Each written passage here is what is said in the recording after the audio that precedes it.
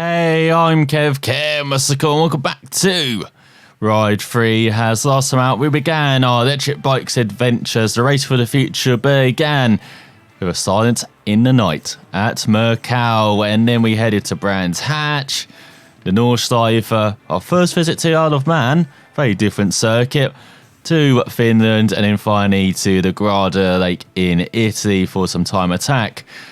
And we've got all of the stars we've needed so far. So we just need to complete the job with the Electric Bikes Championship. But you head to go first for some glorious Japanese sunshine and 3 laps of competition.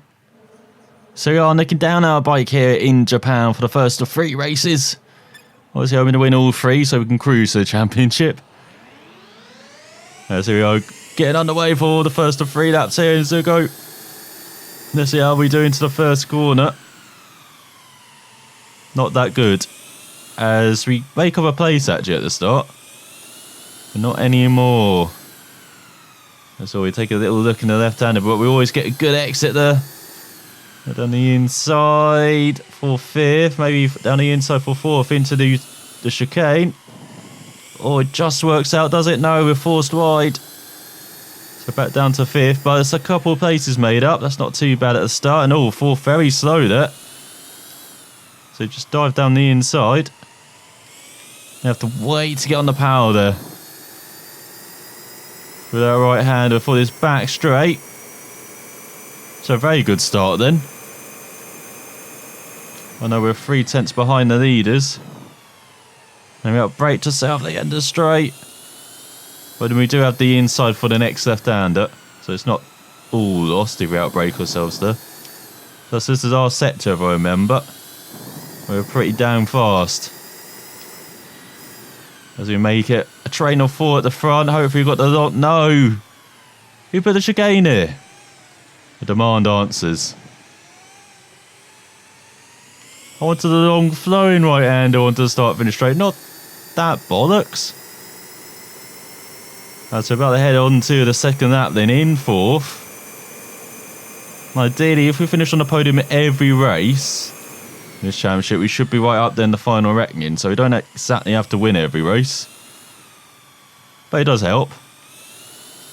Makes things a bit easier. We're in a good position to do that at the moment, as we're drifting wide in that left-hander, but we always get a good exit. We always brake well uphill as well. Up into 3rd, up into 2nd, up into the lead. What happened to the leader there? But I do love that this bike, we can take all of the curbing. We can be fanatical with it. Whereas normally, sometimes that rear end just kicks out with the engine brake when we do into corners. Like into the first couple of corners, so it doesn't like going over the curbing as much. Also setup wise, we might just have a nicer setup to go over the curbing as, hello everyone, my massive slipstream.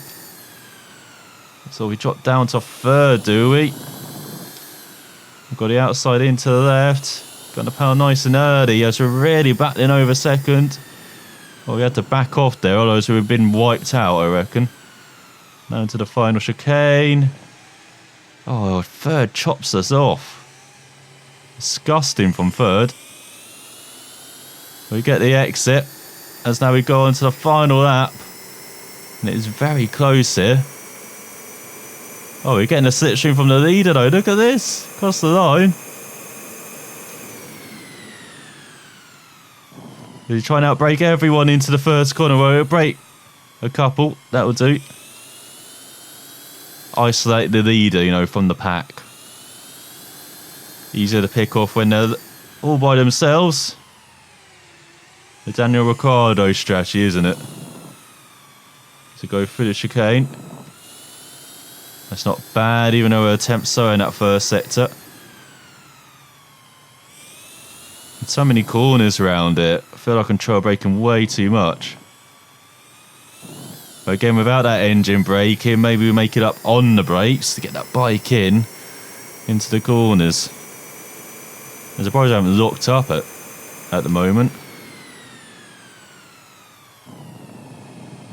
Like that corner especially feel very slow, but then we hooked up the curbing. Managed to turn the bike round. A couple of the medium speed left-handers feels like we're drifting wide, but those couple, that was nicely done. Half a second in front. Will we get bothered into this final chicane then? Well, if we got it. Oh, that's a bit wide. We have to go very slow, compromise ourselves in the middle. We're going to power nice and early. And there should be 1 from 1 then in the championship. 25 points coming home. As we win in Go. Just. Well, I say just. I thought they were actually closing in the sound effects, but we won by over a second. I'll take that. So we are in Vallelunga at night. This is our bogey track. This is the one where we're going to do poorly. I think just scrapping for a top 5 in the end. That would be nice. As we make a superb start. Once again making a position up at the start. It's only on the electric bikes that happens. Wish it happened on more bikes. As this first section's pretty quick. We're taking avoiding action onto the dirt for no reason. As we've got riders very slow in front. Riders going down around us, so we're up to 7th. Very messy beginning though. We should be battling for the lead. Instead, here we are just about getting in to see it, Fari. You've got heavy braking though. But we've got the inside line. And then we've got this switchback corner coming up this left hand. I absolutely hate it. Not too bad on electric bike as hello 5th. Getting his elbows out. As we drop down to 8th.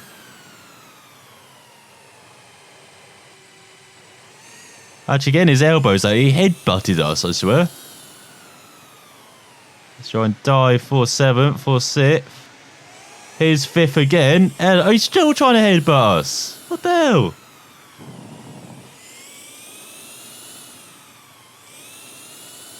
We go through the final section of the lap in one piece somehow.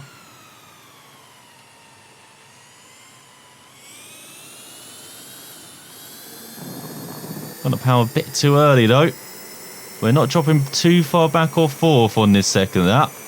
After such a scruffy opening lap, we'll take this position.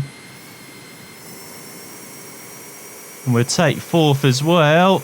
Let's try and push us wide. Let's all outbrake ourselves. I say outbrake ourselves, we actually made the corner there. So it could be a dive bomb opportunity on the final lap. We'll keep that in mind. Let's once again look at them. Try and manoeuvre into the heavy braking zone. So I normally thought Vallelunga was our bogey track. Maybe it's just because, again, because of like normal bikes just not working to us. As oh whoa, 3rd got hit wide into us. Nothing we could do, unfortunately, to the poor chap. Guy in front just went into him, and he just ended up on our doorstep, and we unfortunately slammed the door into his rear end. And there he went. So getting the podium we wanted. We were getting the podium we wanted. Is it down in 7th? No! Normally I'll wait until it's a mistake-free race, but I reckon this is probably the best one we're going to get round here. So I wouldn't mind just ending up with a top 5, to be honest. Even if it does cost us the championship. It's all almost into the wall on the inside. That's such a tricky corner to judge, that final corner. It's always getting slowed up in front. Can we maybe make the dive down the inside into the fast right-hander? We can after that, taking some cones with us into 4th. Oh, 3rd goes wide in front. Let's here we go, dive bombing. 3rd not having any of it. But he has to give way in the end. Well, this race is going much better than expected, despite it being very scruffy these 2 laps. It's somehow working out. So they try and make the move around the outside. I think it's just because the characteristics of this bike is just helping us. Been very good on the brakes, very torquey. It's almost like driving a front wheel drive car, dictating quite a lot of the corner with the brakes. I don't know, it seems to be helping us around here. So we dive for second. I got the power too early. We're going to dive for the lead. Oh no, we've gone wide. No. But still, I'll take second after this race. After what a wreckfest it has been. Even in the final corner, someone's trying to take us out. We could have won that if we didn't make the mistake. I'll be kicking myself, but still, we did a fast that by a second as well. Where did that come from us? We're tied at the top and into the final race. We're guaranteed at least the top 2 though, I think. Because no doubt we're going to finish in the top 10, so yeah, we're going to at least second. It's just between me and the German. No!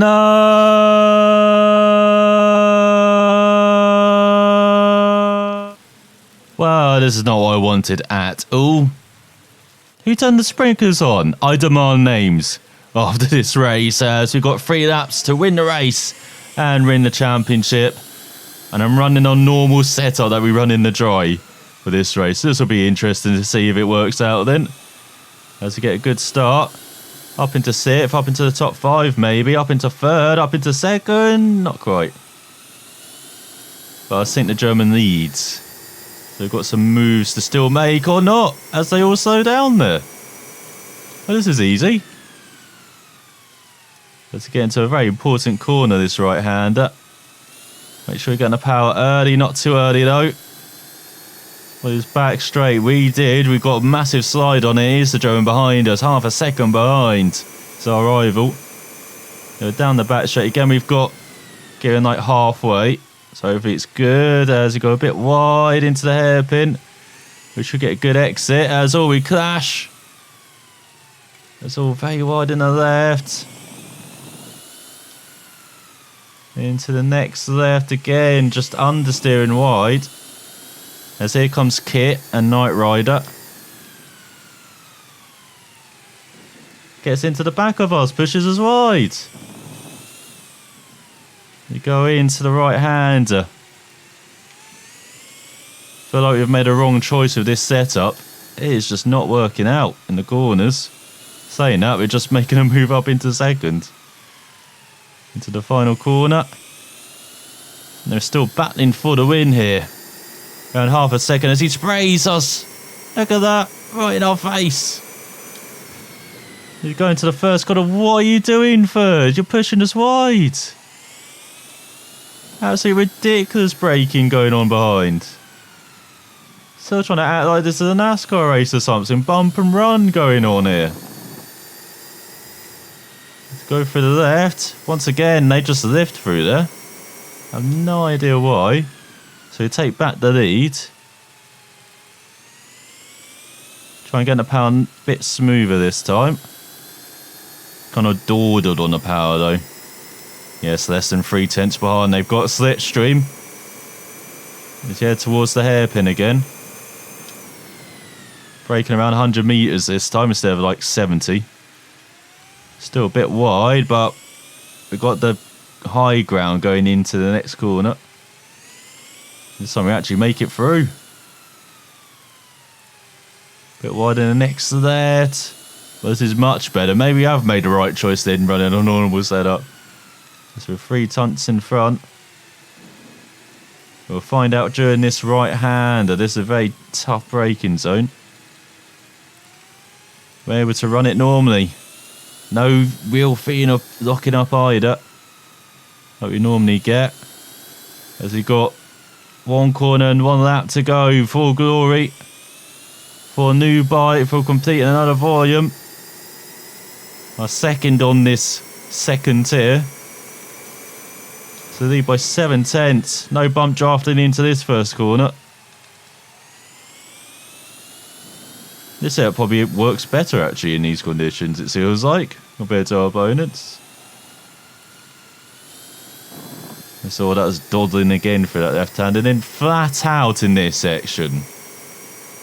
No lifting involved. And a bit of a wide line in, but then we hit the apex. Get nicely on the power on the exit.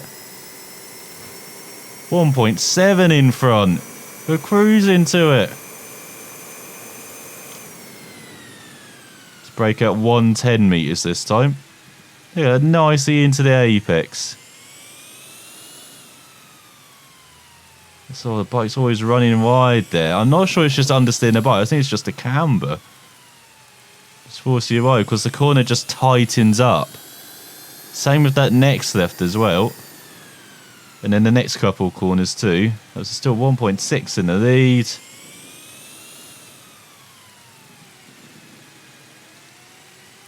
Now they're all inviting corners on the entrance, maybe to entice passing, but then on the exit they all tighten up. To go for the final corner. Get on the accelerator and we're going to win. Not just in Okayama, but the championship as well, and the volume.